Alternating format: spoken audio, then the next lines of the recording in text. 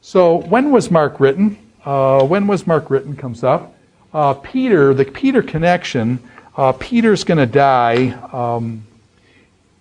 probably around 65 AD, 65. Peter's going to die in Rome, like we said, crucified upside down probably.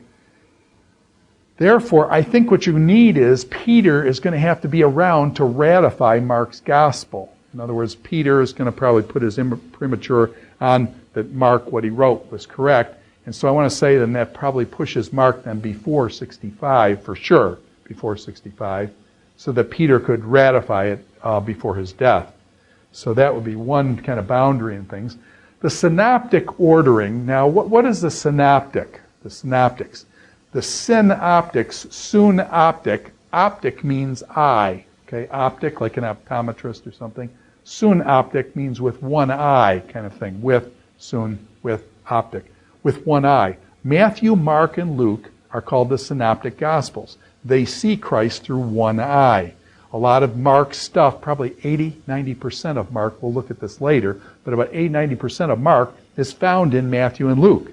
It's shared between Matthew, Luke, and Mark. They tell the same story of Jesus. And so you get the same story of Jesus, the synoptic gospels, Matthew, Mark, and Luke telling you the same story. And then John comes, and John's going to be like your other eye. You want depth perception, you need two eyes. John will tell us totally different. John's like 90% unique material in John. So John and Matthew, Mark, and Luke, the synoptic gospels give us one portrayal of Jesus, and John gives us the other one. So the synoptic gospels, and of the synoptic gospels, most people today would take Mark in priority. That is, Mark came first. And that basically Matthew and Luke drew on Mark. That Mark was the earliest of the Gospels, and Luke and Matthew drew on that. So therefore, that would push Mark down, some people think down even as early as 40, 45, 50 A.D., as far as Mark being the first Gospel, Matthew and Luke writing after that. So Mark, probably the earliest in things. So pre-65, what's interesting here is in chapter 13, verse 2, Mark makes this statement. "Do you see all these buildings?" Jesus replied. "Not one stone here will be left on another. Everyone will be thrown down." Jesus, as he was sitting on the Mount of Olives opposite the temple. Okay? And what's interesting here is the temple is going to be destroyed in 70 A.D. Critics now, two things critics hate about the Bible. And when the critics look at the Bible, there's two things that drive them nuts. One is miracles. So you look at miracles in the Bible, critics have got to get rid of miracles and things. And so Peter walking on the water, Jesus rising from the dead, it becomes a spiritual resurrection for them. Jesus healing, raising a young girl from the dead, raising up Lazarus from the dead, Jesus healing a leper, many of the things that Jesus did, feeding of the 5,000. They've got to get rid of those miracles. By the way, we've got plenty of miracles in the Old Testament too. I mean, Moses, Red Sea crossing and various things, Joshua walking around Jericho and the walls falling down. I mean, there's a ton of things, Elijah and Elisha doing miracles, lightning bolts from heaven kind of thing. So basically, critics got to get rid of miracles because critics say what? Everything is established as it is. In other words, the laws of natural cause and effect, scientific laws do not vary. Miracles are outside that. So they say miracles can't happen, and they got to get rid of the miracles. Second thing that they got to get rid of is predictive prophecy.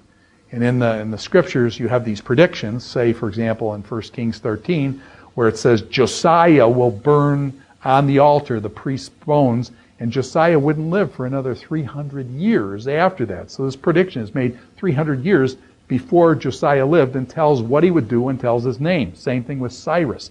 You want to see people really freak out, get into Cyrus and the predictions that are made on Cyrus in the book of Isaiah, where it predicts what Cyrus would almost be like a Messiah figure and things, kind of the servant of the Lord and the anointed one, and what Cyrus would do by name from the time of Isaiah. And so then they'll break it up into second, third, fourth, whatever, how many Isaiahs you want. And they'll basically say, no, that was written much later, down by the time of Cyrus. The book of Daniel, same way. Daniel makes all these predictions, Antiochus Epiphanes and other things, and they'll then have to drag the date down because they can't have They can't have predictive prophecy, because who alone can tell the future? Only God can tell the future. This is what happens here. Mark records Jesus saying, and that Jesus is saying this, at 32 AD or 33 AD before his death? He says, they take him up and show him the great temple that Herod had remodeled from the second temple. And basically, he says, every stone is going to be cast down. And when the Romans do come in, what they do is they level the place and throw the stones down. And if you guys have been into Get Lost in Jerusalem, at the south wall excavations, they have actually excavated and shown these huge boulders that were probably part of the second temple construction up there. The Romans then pushed those stones off, dropped them down 60, 70 feet. They hit the Roman road, and these huge boulders, and I'm talking probably 5 and 6 feet by 5 and 6 feet. And that's a lot of rock when you start 5 feet by 5 feet by 5 feet. I mean, that's a lot of rock.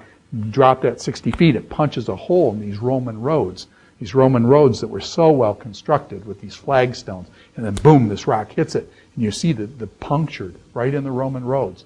And it was exactly fulfilling what Jesus said. Jesus said, basically the temple will be thrown down and all the rocks knocked down. And that's exactly what happened. So critics don't like that. So what they do is they say basically, Jesus didn't predict that. What you have is Vaticanum post-eventu. Prophecy after the event. Prophecy after the event. In other words, that Mark is writing this after the temple was destroyed, and these words then are put back in the mouth of Jesus. Prophecy after the event happened, and then it was put back in the mouth of Jesus. That's how the critics get rid of this prophecy. Now the problem is, Mark is written before 65. The temple in Jerusalem is not destroyed till 70 AD. That's 5 years later at least. And many people think Mark is written way before 65. So therefore, this is a problem critics have. So whenever you come to that great prophecy, Jesus saying they'll always go to a prophecy after the event and say that was inserted in the text or something like that.